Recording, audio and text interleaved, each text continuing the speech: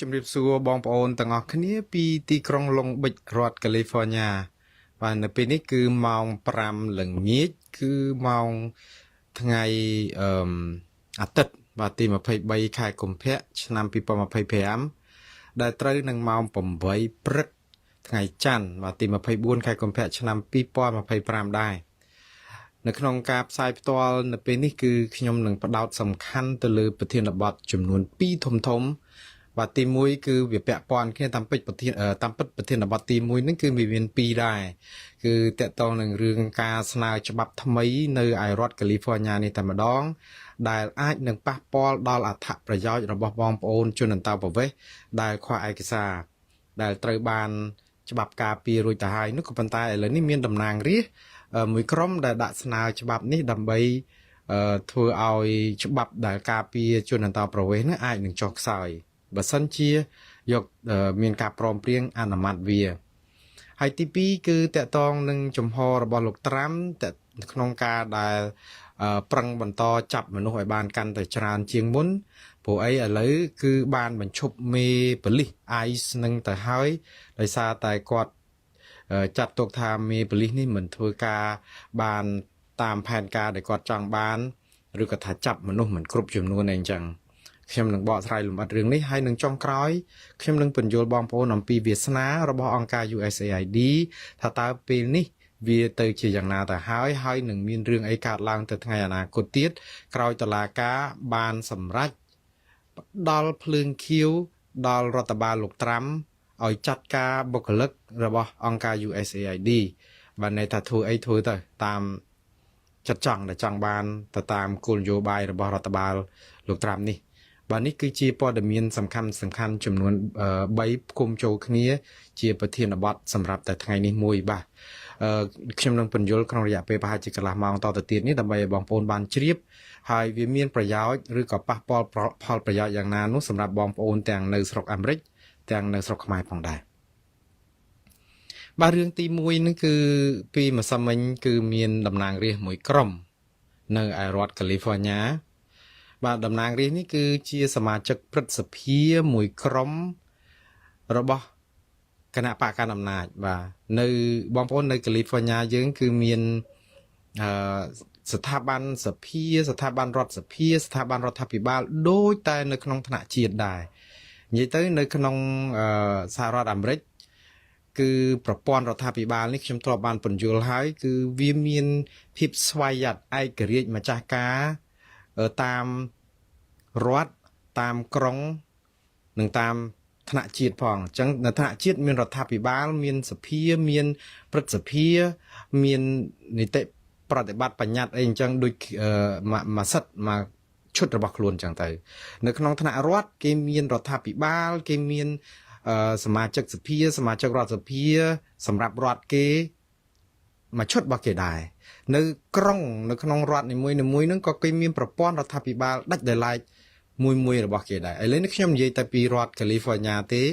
រដ្ឋកាលីហ្វ័រញ៉ានេះគឺមានតំណាងរាស្ត្រប្រចាំរដ្ឋតែម្ដងនៅក្នុងរដ្ឋគេដែលមានទីស្នាក់ការនៅឯទីក្រុងសាក្រាម៉ាន់តូដែលជារដ្ឋធានីរបស់រដ្ឋកាលីហ្វ័រញ៉ានេះមានតំណាងរាស្ត្រនៅក្នុងសភាជាន់ខ្ពស់យើងហៅថាព្រឹទ្ធសភានោះចំនួន40រូបឥឡូវនេះក្នុងចំណោម40រូបនេះតាមពិតមានសមាជិកព្រឹទ្ធសភាតំណាងឲ្យគណៈបកប្រជាធិបតេយ្យនោះមានដល់ទៅ30រូបឯណោះឯខាងតំណាងរាស្ត្រដែលជាសមាជិកព្រឹទ្ធសភាតំណាងឲ្យគណៈបកសាធារណរដ្ឋមានតែ9រូបទេដោយឡែកមានតំណែងមួយនៅទំនេរអត់ទាន់មានបំពេញបន្ថែមគ្រប់នៅឡើយទេអញ្ចឹងសរុបមកគឺនៅក្នុងរដ្ឋកាលីហ្វ័រញ៉ានេះនៅឯសភាជាន់ខ្ពស់នេះគឺមតិភាគច្រើនលើសលប់គឺសម្លេងរបស់ខាងគណៈបកសំទោសប្រជាធិបតេយ្យដែលមិនមែនជាគណៈបកនៅក្នុងរដ្ឋាភិបាលទេឥឡូវនេះអ្នកដែលកាន់អំណាចគឺគណៈបកវិជាសាធារណរដ្ឋឯណោះដែលមានសមាជិកព្រឹទ្ធសភានៅក្នុងរដ្ឋនេះមានតែ9រូបទេឥឡូវអ្នកទាំង9រូបនេះដែលមានក្រុមគេហៅថាតំណាងរាស្ត្រសម្លេងភាគតិចមេក្រុមរបស់គាត់នោះគឺលោកសមាជិកព្រឹទ្ធសភា Brian Jones លោកក៏បានដាក់ស្នើច្បាប់មួយ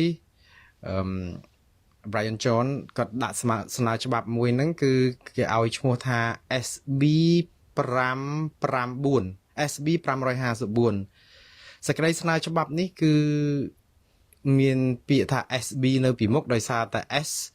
គឺតំណាងឲ្យ Senate បានន័យថាព្រឹទ្ធសភាអញ្ចឹង SB នេះគឺ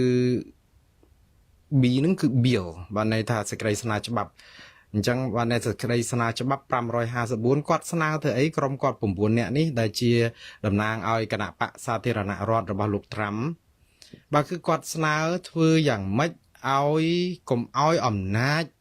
របស់ប៉ូលីសនៅមូលដ្ឋានជាពិសេសប៉ូលីសរបស់រដ្ឋប៉ូលីសរបស់ក្រុងហ្នឹងមានអំណាចនៅក្នុងការចាប់ជនអន្តោប្រវេសន៍ជាពិសេសហ្នឹងដែល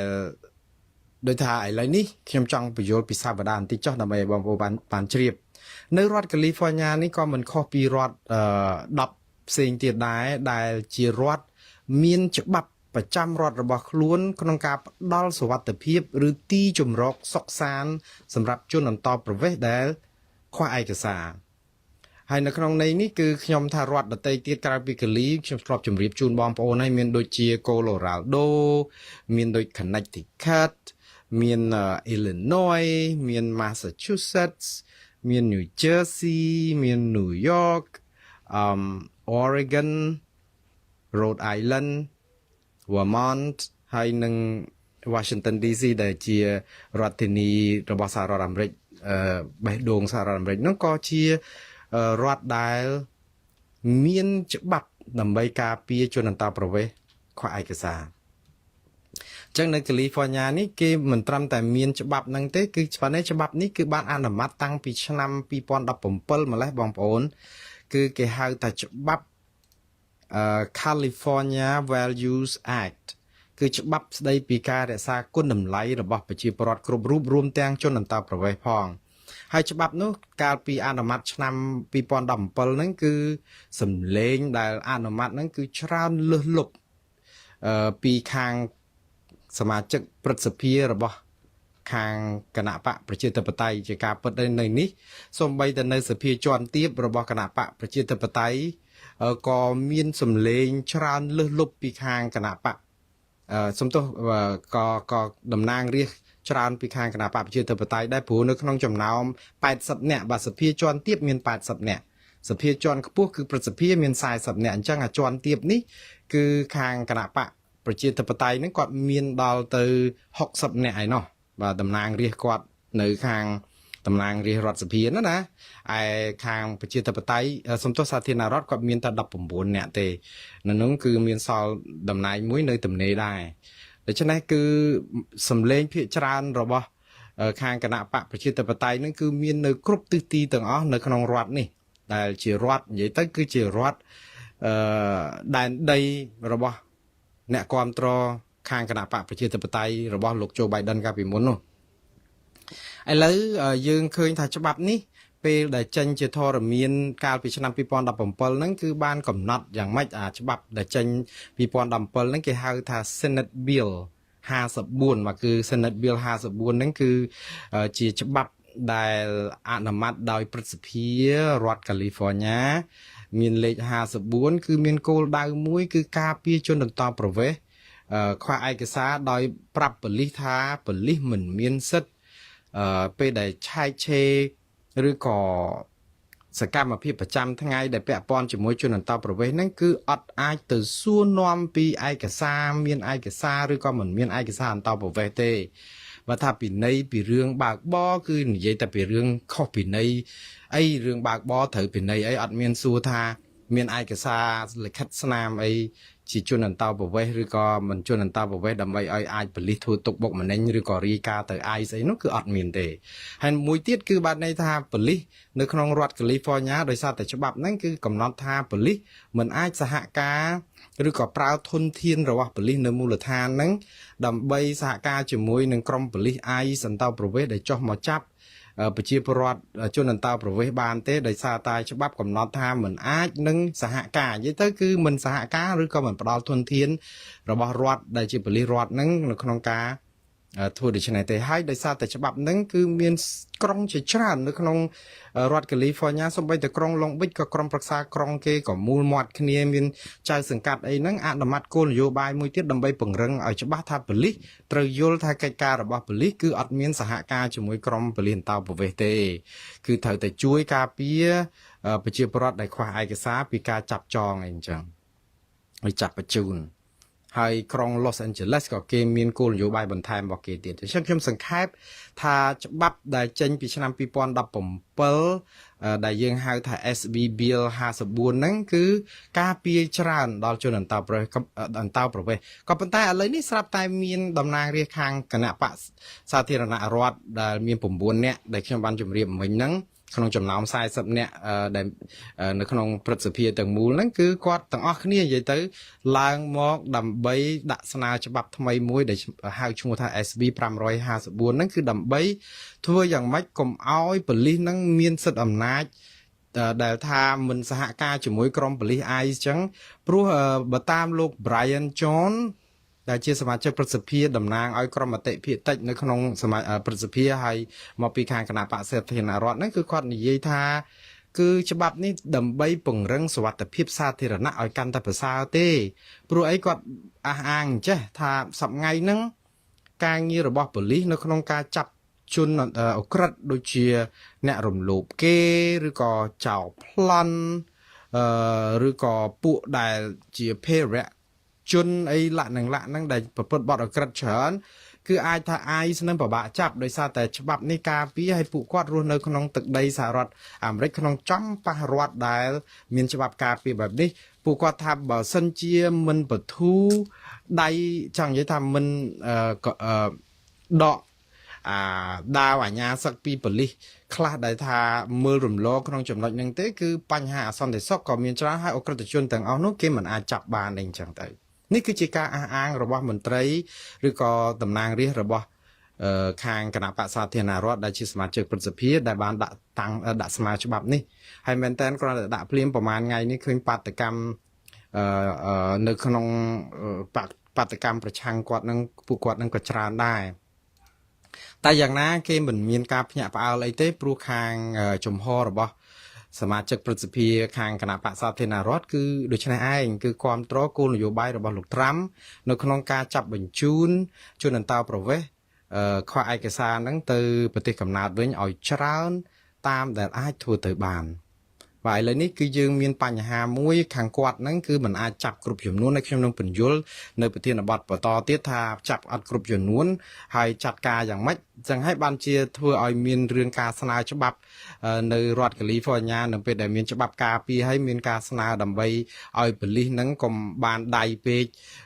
ការពារជនអន្តោប្រវេសន៍ពេកគឺត្រូវតែសហការចាប់ជនអន្តោប្រវេសន៍ឲ្យច្រើនឲ្យខាងតបានអញ្ចឹងទៅឲ្យខាងតបានហ្នឹងបានន័យថាចង់ឲ្យចំនួននៃការចាប់ហ្នឹងបានច្រើនជាងមុនអីចឹងឥឡូវនេះខ្ញុំចង់ជម្រាបថាតើបើសិនជាឥឡូវមានច្បាប់ស្នើមកអញ្ចឹងហើយតើវាអាចទៅដល់ត្រឹមណាវាអាចជោគជ័យដែរឬយ៉ាងណារឿងគឺអញ្ចឹងព្រោះធម្មតានៅក្នុងព្រឹទ្ធសភាពេលដែលមានសមាជិកព្រឹទ្ធសភាណាម្នាក់ស្នើច្បាប់នោះច្បាស់ជាយកទៅដាក់ពិចារណានៅក្នុងកិច្ចប្រជុំនីតិកាលរបស់ព្រឹទ្ធសភានឹងឯងក៏ប៉ុន្តែការជជែកយ៉ាងណាវាត្រូវមានការគ្រប់គ្រងបោះឆ្នោតហើយនៅពេលដែលបោះឆ្នោតសម្លេងនៅក្នុងព្រឹទ្ធសភាត្រូវការសម្លេងដល់ទៅ21សម្លេងដើម្បីឲ្យបាន50បូក1ព្រោះមានតែ40នាក់ទៅនៅក្នុងសមាជិកព្រឹទ្ធសភារដ្ឋកាលីហ្វ័រញ៉ាហើយទៅក្នុង40នាក់ហ្នឹងមានគណៈបកប្រជាធិបតេយ្យដល់ទៅ30នាក់ទៅហើយហ្នឹងហើយខាងសាធារណរដ្ឋមានតែ9នាក់ពួកគាត់ត្រូវការសម្លេងដល់ទៅ12នាក់ទៀតពីខាងគណៈបកប្រជាធិបតេយ្យដើម្បីគ្រប់គ្រងសំណើរបស់គាត់ដើម្បីឲ្យសំណើនេះបានចូលជាស្ថាពរចេញជាច្បាប់ចឹងសំណួរសួរទៅវិញថាតើអ្នកខាង30នាក់ហ្នឹងត្រូវអាចមាន12នាក់ឬដែលមកគ្រប់គ្រងជំហររបស់ខាងគណៈបកសាធារណរដ្ឋដែលចង់ឲ្យចាប់ជនអន្តោប្រវេសន៍ខ្វះឯកសារអានេះគេជាការចោទជាសំណួរហើយ អ្នកវិភាគជាច្រើនបានគិតថាវាទៅអត់រួចទេតែអត់រួចត្រង់ថាអីគោលនយោបាយក្នុងការការពារជនអន្តោប្រវេសន៍នេះគេបានធ្វើយ៉ាងជោគជ័យទៅហើយនៅក្នុងរដ្ឋកាលីហ្វ័រញ៉ានេះហើយគេធ្វើជោគជ័យហើយមិនទាំងឃើញមានបញ្ហាអីទៀតផងប្រជាពលរដ្ឋសហគមន៍ក៏គេសាទរគាំទ្របោះឆ្នោតឲ្យគណៈបកប្រជាធិបតេយ្យតំណាងរាស្ត្រឬក៏សមាជិកព្រឹទ្ធសភាហ្នឹងការពារប្រយោជន៍គេហូរហាយមកហើយដូច្នេះពួកគាត់ជាប់កាតព្វកិច្ចក្នុងការការពារដែលថាប្រយោជន៍របស់ជនអន្តោប្រវេសន៍នោះបើទោះបីជាខាងសាធារណរដ្ឋសមាជិកព្រឹទ្ធសភាសាធារណរដ្ឋលើកឡើងថាដើម្បីធ្វើឲ្យសុវត្ថិភាពប្រសើរជាងនឹងក៏ដោយឬក៏ដើម្បីចាប់អក្រិតជនខូខើឬក៏កម្រិតធ្ងន់ហ្នឹងត្រូវតែបញ្ជូនទៅវិញឲ្យខាងទៅបានដល់កុំឲ្យនៅក្នុងរដ្ឋកាលីហ្វ័រញ៉ាច្រើនក៏ដោយតែបើតាមដឹងគឺជាគោលការណ៍នៅក្នុងរដ្ឋនីមួយគឺមិនមានពាក្យថាអាជ្ញាធរមូលដ្ឋានមិនសហការជាមួយថ្នាក់ជាតិនៅក្នុងការចាប់អក្រិតជនធ្ងន់ដើម្បីយុទ្ធប្រន់ទាទោសទេព្រោះអីប៉ូលីសទាំងប៉ូលីសរដ្ឋណាក៏ដោយរដ្ឋណាដែរគឺកាតព្វកិច្ចរបស់ពួកគាត់ដែលមិនចាំបាច់មានស្អីត្រូវកំណត់អីលើសនឹងទៀតគឺបានន័យថាដោយស្វ័យប្រវត្តិពួកគាត់ត្រូវតែសហការជាមួយប៉ូលីសសហព័ន្ធដើម្បីសន្តិសុខជាតិដូច្នេះអក្រិតជនមែនតើទៅគឺមិនមានច្បាប់ការពារពួកគាត់ទេมันអាចនឹងសង្ងំសុកនៅរដ្ឋកាលីហ្វ័រញ៉ានេះបានទេខ្ញុំជឿថាបើជាអក្រិតជនដែលប្រព្រឹត្តខុសហើយត្រូវចាប់បញ្ជូនអីអញ្ចឹងខ្ញុំជឿថាប៉ូលីសក៏យើងទាំងអស់គ្នាដែលជាប្រជាពលរដ្ឋទូទៅក៏ប្រហែលជាអាចពិបាកនឹងមានសមានចិត្តចំពោះនឹងអក្រិតជនណាមិនអញ្ចឹងដូចខ្ញុំបានជម្រាបច្រើនដងណាខ្ញុំមានសមានចិត្តចំពោះជនអន្តោប្រវេសន៍ខ្វះឯកសារដែលអាចនឹងត្រូវគេចាប់ទៅដោយទៅទាំងគេអញ្ចឹងណាប៉ុន្តែអត់មានសមានចិត្តចំពោះអក្រិតជនតទៅសោះយើងមកលើទឹកដីសហរដ្ឋអាមេរិកប្រព្រឹត្តបទអក្រិតបានន័យថាបើចូលមកខ្វះឯកសារចាត់ទុកថាជារឿងមួយឆ្គាំឆ្គងមកទៅហើយតែវាមិនដល់ថ្នាក់តែប្រព្រឹត្តអក្រិតកម្មសម្លាប់មនុស្សឬក៏ជួញដូរគ្រឿងញៀនឬក៏លួចប្លន់អីអញ្ចឹងទេមិនទេមិនផងហ្នឹងដូច្នេះបើមើលទៅគឺវាមិនមែនទោសធ្ងន់ដូចអ្នកដែលសម្រាប់គេអ្នកដែលជួញដូរគ្រឿងញៀនឬអីនោះអ្នកទាំងអស់នោះមិនសមនឹងមានវត្តមាននៅលើទឹកដីសហរដ្ឋអាមេរិកផងទេបើមិនជាយើងប្រព្រឹត្តគេឲ្យកន្លែងដើម្បីយើងរស់នៅមានឱកាសដើម្បីចិញ្ចឹមជីវិតល្អហេតុអីបានជាយើងប្រព្រឹត្តប្រទេសផ្ដាស់ឲ្យធ្វើឲ្យបង្កអសន្តិសុខដល់ស្រុកទេសសហរដ្ឋអាមេរិកទាំងមូលខ្ញុំជឿថាចំណុចនេះប្រជាពលរដ្ឋទូទៅហាក់បីដូចជាមិនគាំទ្រថាគាត់គួរទុកទេមិនអញ្ចឹងណាក៏ប៉ុន្តែអញ្ចេះនៅពេលដែលមានការស្នើច្បាប់ដើម្បីឲ្យសហការចាប់អក្រិតជននេះគឺគេបារម្ភខ្លាចថាបើសិនជាប៉ូលីសចាប់ផ្ដើមសហការជាមួយនឹងប៉ូលីសប៉ូលីសនៅក្នុងមូលដ្ឋានចាប់ផ្ដើមសហការចាប់មនុស្សបានន័យថាវាអាចរាលដាលដល់ការមិនចាប់តែអក្រិតជនទេគឺវាចាប់ទៅដោយទាំងអ្នកដែលខ្វះឯកសារល្មមហ្នឹងឡើងឡានទៅអស់អញ្ចឹងទៅចាប់បញ្ជូនទៅគ្នាតាមពិតមិនប្រព្រឹត្តទោសអីធ្ងន់ក្រៅតែពីខ្វះឯកសារតែប៉ុណ្ណឹងហើយអ្នកខ្លះធ្លាប់ធ្វើការនៅនេះ10-20ឆ្នាំហើយអត់មានផលលមាស់អីបង្កអសន្តិសុខអីតទៅសោះគ្រាន់តែគ្នាខ្វះឯកសារលឹះផុតវីសាហួសកំណត់អីអញ្ចឹងទៅបន្តស្នាក់នៅសហរដ្ឋអាមេរិកដោយមិនមានឯកសារត្រឹមត្រូវប៉ុន្តែមិនបានប្រព្រឹត្តបទល្មើសអ្នកខ្លះមានក្រុមគ្រួសារពូនកូនចៅអីអស់ហើយហ្នឹងដូច្នេះយើងទៅចាប់បញ្ជូនពួកគាត់ទៅវាហាក់បីដូចជាអយុត្តិធម៌ខ្លាំងដែរសម្រាប់ពួកគាត់មិនចឹងប៉ុន្តែអក្រិតជនគ្មានអ្នកណាមួយគិតថាចង់គ្រប់គ្រងឲ្យគាត់រួចពីការចាប់ទេបើតាមមើលណានេះគឺជាសត្យានុម័តទេហើយមួយទៀតខ្ញុំចង់ជម្រាបបងប្អូនដែរថាតាមការសិក្សាចំនួន3ដែលគេធ្វើពេលដែលមានច្បាប់ស្ដីពីការការពារជនអន្តោប្រវេសន៍ខ្វះឯកសារមកភ្លាមនៅរដ្ឋកាលីហ្វ័រញ៉ាហ្នឹងក៏គេមានការសិក្សាដើម្បីចង់ដឹងថាតើអាច្បាប់ការពារដែនជំរកសុខសាន្តរបស់ជនអន្តោប្រវេសន៍ខ្វះឯកសារហ្នឹងវាអាចធ្វើឲ្យមនុស្សមានអាចប្រព្រឹត្តបទអក្រិតកើនឡើងឬយ៉ាងណាដោយការចោទប្រកាន់គេថាអូតែមានច្បាប់នឹងមកគឺច្បាស់ណាអ្នកដែលប្រព្រឹត្តបទល្មើសដែលជាជនអន្តោប្រវេសន៍ខ្វះឯកសារហ្នឹងគឺច្បាស់ជាពើងទ្រូងឬហ៊ានប្រព្រឹត្តបទល្មើសថែមកាន់តែច្រើនធ្វើឲ្យសង្គមយើងកាន់តែមានអក្រិតកម្មកើនឡើងក៏ប៉ុន្តែបើតាមការសិក្សានៅក្នុងឆ្នាំ2020គឺ3ឆ្នាំក្រោយច្បាប់ការពារសុវត្ថិភាពរបស់ជនអន្តោប្រវេសន៍ខ្វះឯកសារនេះដាក់ឲ្យចេញជាធរមានមកអនុវត្តមកគឺគេរកឃើញទាំងការសិក្សាទាំង3ហ្នឹង គឺគេរកឃើញថាមិនមានកើនឡើងបទអក្រិតក្នុងចំណោមជនអន្តោប្រវេសន៍ខុសឯកសារនឹងទេផ្ទុយទៅវិញមានតែការថយចុះនៃបទអក្រិតនៅក្នុងការដែលលួចប្លន់លួចឆក់ឬក៏វាយកំទេចទ្រព្យសម្បត្តិសាធារណៈលក្ខនឹងលក្ខអីទៅវិញទេអានេះបើតាមការសិក្សាដែលធ្វើដោយក្រុមមួយឈ្មោះថា AAS ឬក៏ Triple AS ហ្នឹងមួយទៀតគឺការសិក្សារបស់ក្រុម Science Direct ហើយនឹងការសិក្សារបស់សាកលវិទ្យាល័យ New Mexico ទាំងអស់ហ្នឹងគឺសិតតែរកឃើញថាมันមានបទអក្រិតកើនឡើងក្នុងចំណោមជនអន្តោប្រវេសន៍ខ្វះឯកសារក្រោយរដ្ឋកំណត់ការពារសុវត្ថិភាពឬក៏ទីជំរកសុវត្ថិភាពសុខសាន្តសម្រាប់ជនអន្តោប្រវេសន៍ខ្វះឯកសារនោះទេ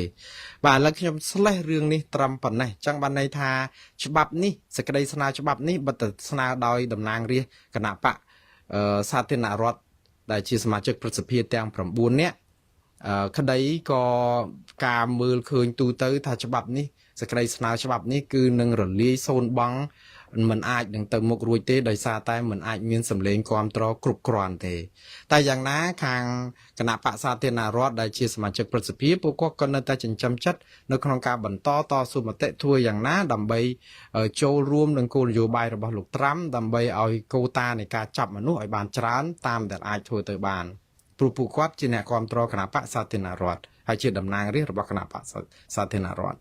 ឥឡូវយើងចូលមកដល់ថាតើចំណុចទី2វាពាក់ព័ន្ធនឹងរឿងនេះគឺរឿងដែលការចាប់មនុស្សនេះឥឡូវនេះលោកត្រាំកំពុងតែមួម៉ៅខ្លាំងមែនតើមួម៉ៅនឹងគឺអញ្ចេះចាប់មនុស្សអត់បានគ្រប់ចំនួនព្រោះគាត់បានអះអាងថាគាត់ត្រូវតែចាប់ឲ្យបានមួយថ្ងៃ1200នាក់ចាប់ទាំងចាប់យកមកឃុំហើយនឹងបញ្ជូនទៅនឹងគឺធ្វើឲ្យបាន1200នាក់យ៉ាងហោចកូតាហ្នឹងឥឡូវទើបតែយើងឃើញព័ត៌មានថ្មីមិនមែនត្រឹមតែ1200ទេគឺថាអាចដល់1200ដល់1400ទៅទៀតគឺចង់ឲ្យចាប់ប៉ុន្តែជាលទ្ធផលក្នុងរយៈពេលប្រមាណសប្តាហ៍ចុងក្រោយនេះចំនួនចាប់គឺមិនបានដោយការចង់បានរបស់លោកត្រាំសោះគឺឥឡូវធ្លាក់រហូតឧទាហរណ៍ដំបូងគឺដូចថាចាប់ដំបូងពេលខ្លះឡើងដល់1100អីណោះមួយថ្ងៃណានោះឡើងដល់ជិត1200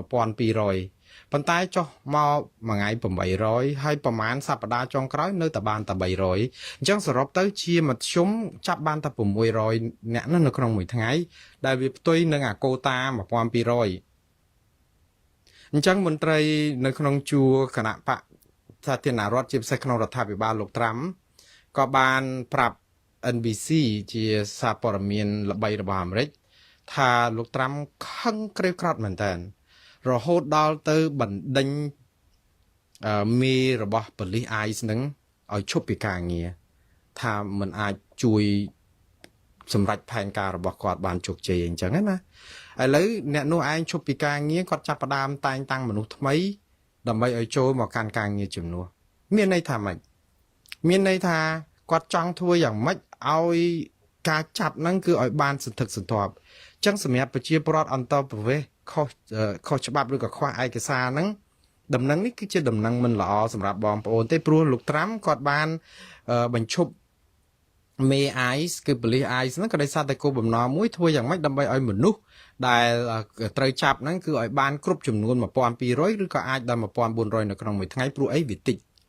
ហួសការកំណត់អាចខូចឈ្មោះគាត់ដោយខំប្រឹងសន្យាប្រាប់ថានៅក្នុងខែដំបូងឬក៏ថានៅក្នុងមួយឆ្នាំគាត់និយាយថាធ្វើម៉េចឲ្យបាន1លាននាក់ដើម្បីចាប់បញ្ជូនចេញទៅក្រៅប្រទេសបងប្អូននៅពេលដែលគាត់និយាយថាចាប់មនុស្សបញ្ជូនទៅខ្ទង់លានហ្នឹងគឺគាត់ចង់និយាយថាមួយថ្ងៃបើដើម្បីឲ្យបញ្ជូនមនុស្សនៅក្នុងមួយឆ្នាំបាន1លាននាក់គឺមួយថ្ងៃត្រូវចាប់យ៉ាងហោចណាស់ក៏2700នាក់ដែរបើក្រោម2700នាក់មិនអាចនឹងបញ្ជូនបានខ្ទង់លាននឹងទេដូច្នេះឥឡូវគាត់ចាប់ថាដាក់កូតា1200មួយក្នុងមួយថ្ងៃចាប់អត់បានទៀតបានតែ800ឬក៏បានអីតែឥឡូវនៅសល់តែត្រឹមមធ្យម600អញ្ចឹងគាត់នឹងចាប់ផ្ដើមចាប់ឲ្យបានច្រើនមែនតើឲ្យត្រូវនឹងអ្វីដែលគាត់ចង់បានព្រោះអ្វីដែលគាត់ខកចិត្តទៀតហ្នឹងគឺយើងតែបានទទួលព័ត៌មានថ្មីនឹងចុងក្រោយពីក្រសួងមហាផ្ទៃរបស់សហរដ្ឋអាមេរិកដែល NBC ហ្នឹងក៏យកមកផ្សាយដែរគឺថានៅក្នុងខែដំបូងដែលលោកត្រាំចូលកាន់កាប់នៅក្នុងសេតវិមានហ្នឹងណា ទូគាត់សន្យាថាចាប់យ៉ាងក៏ក្រៅយ៉ាងណាក៏ដោយក៏អាការចាប់បញ្ជូនហ្នឹងគឺមានចំនួនតិចបើប្រៀបធៀបទៅនឹងចំនួនរបស់លោក Biden ដែលបានចាប់បញ្ជូនទៅទៀតគាត់ថាតួលេខរបស់លោក Biden កាលមុនហ្នឹងវាអត់ក្ដុងក្ដាំងដូចឥឡូវអញ្ចឹងនៅក្នុងរបាយការណ៍ដែលយើងឃើញដែលផ្សាយនៅ NBC ដែលបញ្ជាក់មកឲ្យបងប្អូនបានជ្រាបដែរខ្ញុំនឹងយកមកជម្រាបជូនបងប្អូនឲ្យបានជ្រាបដែរហ្នឹងគឺមកដល់មួយខែដែលគាត់នៅក្នុង office នេះចាប់ពីខែមករាថ្ងៃ20ដល់ថ្ងៃ20ខែកុម្ភៈនេះគាត់បញ្ជូនមនុស្សបានតែ 37,660 នាក់ទេ 37,660 នាក់ហ្នឹងបើយើងគិតជាមធ្យមវាអាចដល់ 1000 នាក់ជាងឯដែរចង់និយាយថាពេលខ្លះវាអាចដល់កម្រិតប៉ុណ្ណឹងដែរក៏ប៉ុន្តែបើយើងមើលអំពីអ្វីដែលលោក Biden ធ្លាប់បញ្ជូនមនុស្សទៅចាប់ឲ្យបញ្ជូនទៅវិញណាក្នុងមួយឆ្នាំចុងក្រោយមុននឹងបោះឆ្នោតហ្នឹងគឺលោក Biden ហ្នឹងក៏ខំប្រឹងមែនតើដែរដើម្បីបញ្ជូនជនអន្តោប្រវេសន៍ទៅក្រៅវិញហ្នឹងគឺបានន័យថា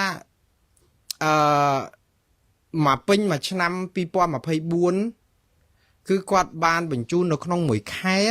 5000សុំទោស 57,000 នាក់ឯណោះការចូល Biden នៅបើយើងគិតទៅគឺមួយថ្ងៃវាប្រមាណ 1,900 នាក់ឯណោះប៉ុន្តែតួលេខហ្នឹងអត់ដែលបានផ្សព្វផ្សាយឲ្យទូលំទូលាយទេទើបតែយើងឮប្រហែលថ្ងៃនេះតែប៉ុណ្ណោះឯងអញ្ចឹងដូច្នេះតួលេខហ្នឹងធ្វើឲ្យលោកត្រាំចង់គាត់មិនសប្បាយចិត្តទេហេតុអីបានជាគាត់គិតថាលោកចូល Biden ឲ្យមនុស្សចូលមកឲ្យឡើងវល់អន្តោប្រវេសន៍ខុសច្បាប់ហ្នឹងអត់បញ្ជូនទៅវិញអីអញ្ចឹងគាត់នឹងបញ្ជូនឲ្យបានចាស់ឥឡូវហ្នឹងខាងគាត់ខំប្រឹងធ្វើក្ដួងក្ដាំងក៏ប៉ុន្តែបែរទៅជាតួលេខហ្នឹងវាតិចទៅជាងអ្វីដែលជាការចាត់ប្រកាន់ទៅខាងលោកโจ Biden អីអញ្ចឹងទៅដូច្នេះការដែលបញ្ឈប់ប្រធានប៉ូលីស ICE នេះក៏អាចជាហេតុផលនឹងឯងដោយសារតែគាត់កពុលមុខនៅក្នុងរឿងថាមិនចាប់មនុស្សបានគ្រប់គ្រាន់ហើយចង់ដាក់មេថ្មីដើម្បីចាប់ឲ្យសង្ខុញឲ្យបានច្រើនតើនេះមានន័យយ៉ាងម៉េចសម្រាប់បងប្អូនយើងដែលជាជនអន្តោប្រវេសន៍ខ្វះឯកសារមានន័យថាមេថ្មីដែលមកគឺអាចនឹងបំពេញបង្គ្រប់កូតា 1400 1200 ទៅ 1400 នៅក្នុងមួយថ្ងៃអាចនឹងមានការចោះចាប់កាន់តែសន្ធាប់ឡើងហើយបងប្អូនដូច្នេះហើយបានជាបងប្អូនត្រូវតែប្រុងប្រយ័ត្នឲ្យបានខ្ពស់បន្ថែមទៀតហើយត្រូវតែមានកាតក្រហមនៅក្នុងដៃអញ្ចឹងហើយបានជាព្រឹត្តិការណ៍រឿងតំណាងរាស្ត្រគណៈបកសាធារណរដ្ឋដែលជាសមាជិកប្រសិទ្ធភាព9នាក់ហ្នឹងដាក់សេចក្តីស្នើច្បាប់ដើម្បីឲ្យប៉ូលីសសហការចាប់ឲ្យបានច្រើនជាងមុននឹងបទថាគាត់ថាដើម្បីសុវត្ថិភាពនៅក្នុងសហគមន៍ហ្នឹងប៉ុន្តែ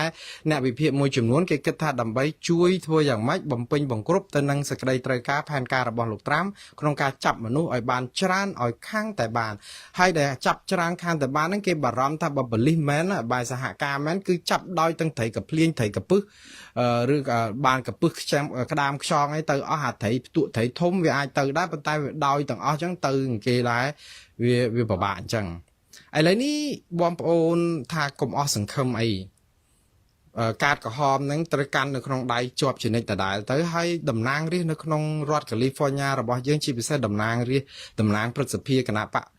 ប្រជាធិបតេយ្យអីហ្នឹងឃើញថាគាត់ដុតដៃដុតជើងមែនតើនៅក្នុងការជួយផ្ដល់សេវាច្រើនណាស់ដល់ប្រជាពលរដ្ឋនៅក្នុងសហគមន៍របស់យើងយ៉ាងហោចណាស់បងប្អូននៅតំបន់ Long Beach ប្រហែលជាស្គាល់តំណាងរាស្ត្រឬក៏សមាជិកព្រឹទ្ធសភានៅរដ្ឋ California យើងគឺអ្នកស្រី Lina Gonzalez ដែលនៅក្នុងពេលថ្មីនេះក៏គាត់បាននៅក្នុងឆ្នាំ2025នេះគឺបានដាក់ស្នើច្បាប់យ៉ាងហោចណាស់ក៏មានច្បាប់សេចក្តីស្នើច្បាប់ចំនួន3ដែរបាទសេចក្តីស្នើច្បាប់ចំនួន3ហ្នឹងគឺដើម្បីប្រយោជន៍សហគមន៍រួមដែរទី1មាន SB 12ដែលនិយាយអំពីអន្តោប្រវេសន៍ហើយនឹងជនភៀសខ្លួនដែលគេបង្កើតទីភ្នាក់ងារផ្ដល់សេវាមួយដើម្បីជនអន្តោប្រវេសន៍នឹងជនភៀសខ្លួននឹងអញ្ចឹងបើសិនជាច្បាប់នឹងបានទទួលការអនុម័តពីព្រឹទ្ធសភារដ្ឋ California បានន័យថាជាការបន្ថែមជំនួយច្រើនទៀតដល់បងប្អូនដែលខ្វះខាតឯកសារអីអញ្ចឹងនៅក្នុងទីក្រុង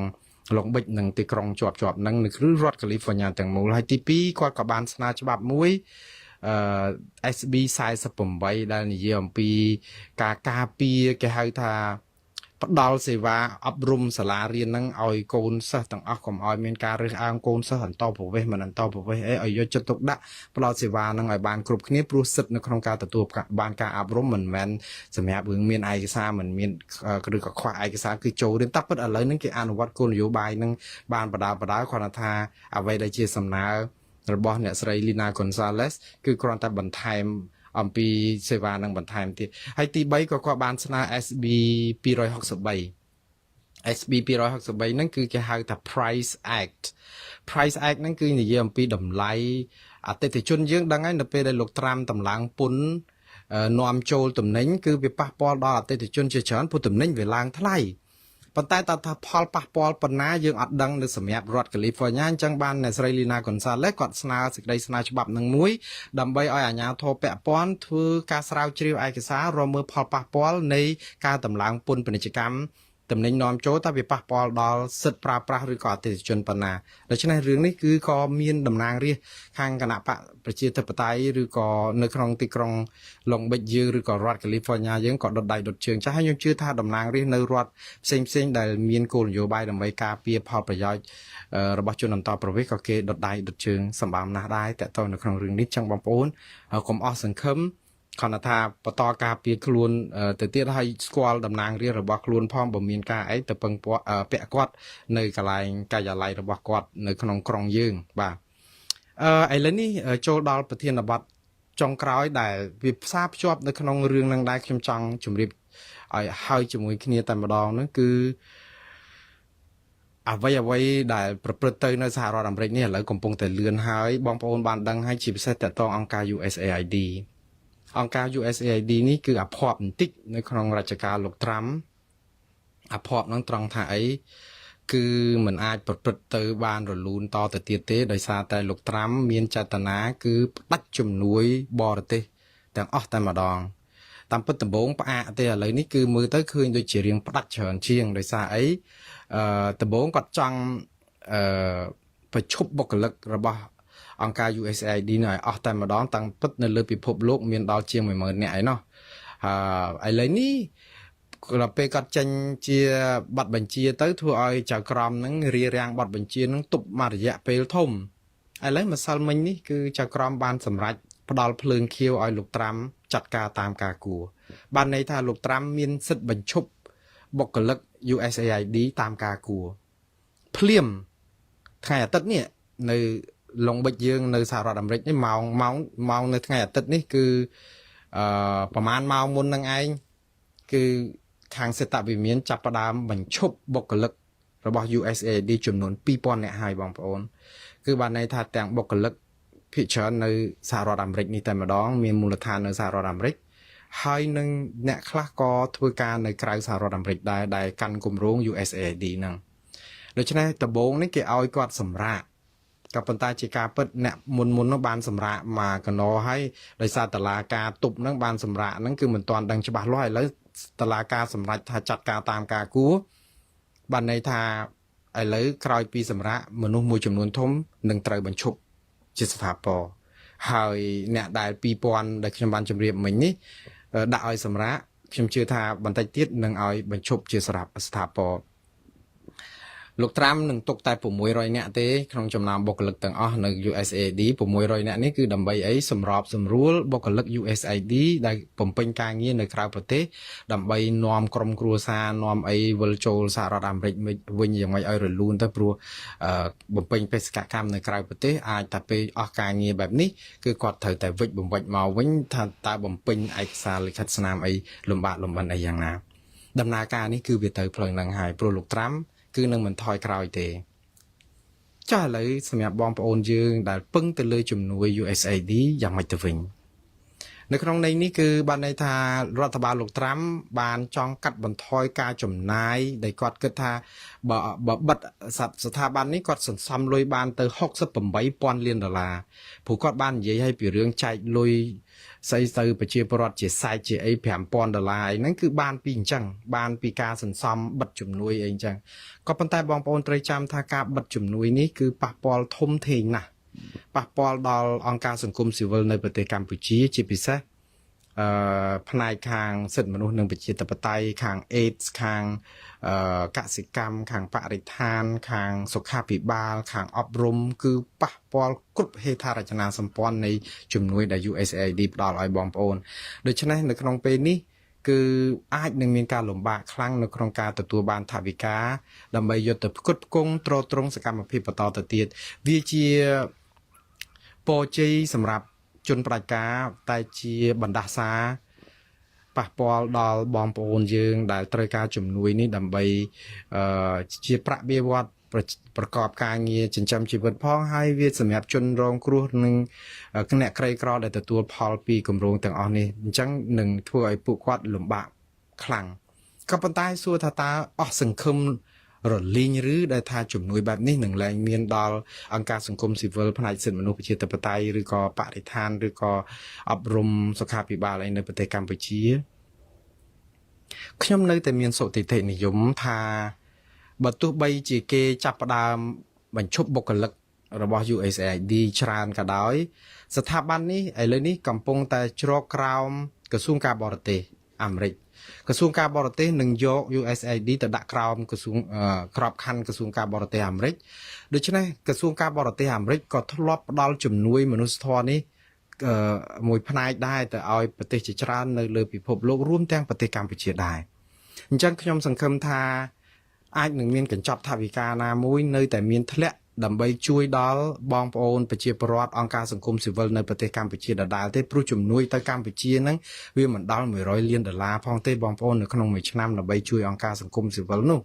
ដូច្នេះវាតិចតួចស្ដួយស្ដាងណាស់បើនិយាយអំពីថវិកាជាតិរបស់អាមេរិកនិងថវិការបស់ USAID ទាំងមូលតែម្ដងអញ្ចឹងបើសិនជាដក68,000 លានហ្នឹងបើសិនជាទុកតែត្រឹមប្រមាណ1000 លានហើយទុក100 លានឬក៏50 លានជួយដល់អង្គការសង្គមស៊ីវិលនៅកម្ពុជាក៏មិនជាអស់ច្រើនអីប្រមាណដែរហើយខ្ញុំជឿថាបើសន្សំតិចតួចស្ដួយស្ដាងហ្នឹងក៏មិនបានចំណេញអីដល់សេដ្ឋកិច្ចរបស់សហរដ្ឋអាមេរិកដែរវាប៉ះពាល់ដល់សិទ្ធិមនុស្សនិងប្រជាធិបតេយ្យធ្វើឲ្យមនុស្សអស់សង្ឃឹមនៅក្នុងការតស៊ូមតិលក្ខណៈដែលធ្វើឲ្យរឿងនេះប៉ះពាល់ដល់សមានចិត្តរបស់ប្រជាពលរដ្ឋអាមេរិកជាច្រើនដែលចង់ឲ្យប្រទេសកម្ពុជាមានការស្ដារសិទ្ធិមនុស្សនិងប្រជាធិបតេយ្យឡើងវិញអីចឹងចង់ឲ្យជំនួយហ្នឹងបានដល់ជនរងគ្រោះដល់បងប្អូនដែលអង្គការសង្គមស៊ីវិលហ្នឹងនៅបន្តការងារទៀតដើម្បីស្ដារសិទ្ធិមនុស្សនិងប្រជាធិបតេយ្យឡើងវិញជួយសុខាភិបាលជួយយុត្តិធម៌ជួយបរិស្ថានកិច្ចការសង្គមអប់រំ100 មុខដោយទាំងការដោះមីនទៀតផងខ្ញុំនៅតែសង្ឃឹមថាវានឹងមានដំណោះស្រាយមិនអស់សង្ឃឹមសោះទេអញ្ចឹងយើងចាំមើលថាតើចប់100 ថ្ងៃដែលលោកត្រាំកាន់ការនៅ100 ថ្ងៃដំបូងដែលវាមានភាពជាព្យុះព្យុះមាននេះខ្ញុំជឿថាក្រោយ100 ថ្ងៃនោះអាចនឹងមានដំណោះស្រាយនឹងក្តីសង្ឃឹម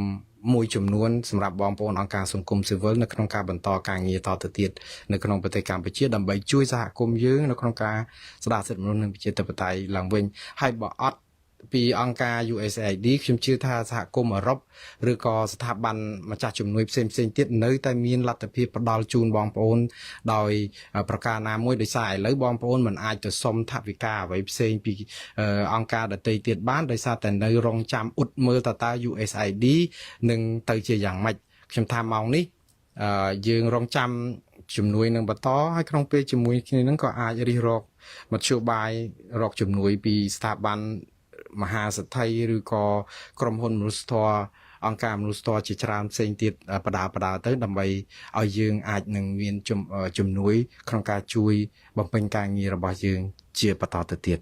បងប្អូនខ្ញុំអស់ត្រឹមប៉ុណ្ណេះសិនហើយខ្ញុំមានព័ត៌មានអីថ្មីនឹងជម្រាបជូនបងប្អូនបន្តទៀតហើយសូមឲ្យបងប្អូនទាំងអស់ជួបតែសេចក្តីសុខគ្រប់ប្រការជួបគ្នានៅវេលាក្រោយទៀតបាទសូមជម្រាបលាត្រឹមប៉ុណ្ណេះសិន